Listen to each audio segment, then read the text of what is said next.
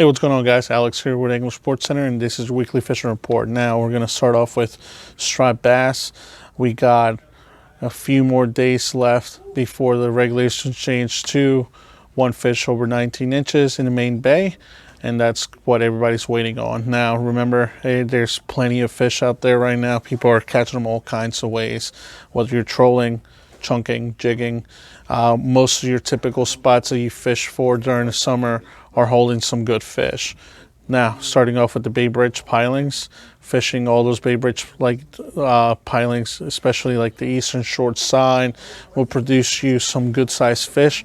Heard of fish up to 30 inches being jigged up in there.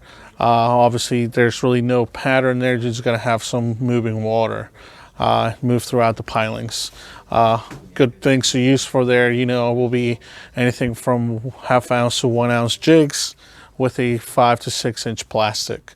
Now moving down towards trolling, you still want to fish most of your typical areas like Bloody Point, the mouth of the Chop Tank, Bluff Point, and whatnot. And what you want to troll with and see if you can get any good sized fish is mix your spreads with anything from 9-inch shads to 6-inch shads, the typical stuff. Kind of, change your depth, look around, see if you can find any bait. If you don't see anything, move around, and obviously wait for your tide changes to see if you have a better chance of finding some of those fish moving out of the rivers right now.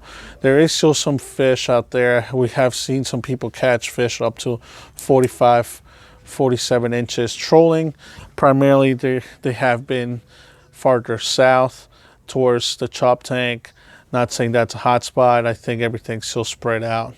Now, other areas locally here, fishing from the beach at Sandy Point, it's been steady going with a lot of catfish and some rockfish.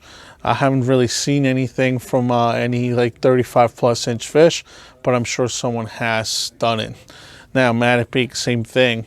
A lot of catfish with chunk bait, and I have seen some reports of people catching, 40 plus inch fish at night at Chesapeake. Now remember, if you're night fishing, remember to look over your regulations. I'm sure there's something in there about night fishing, but just double check just so you know you're in the clear. Other than that, the perch are starting to filter out throughout the area.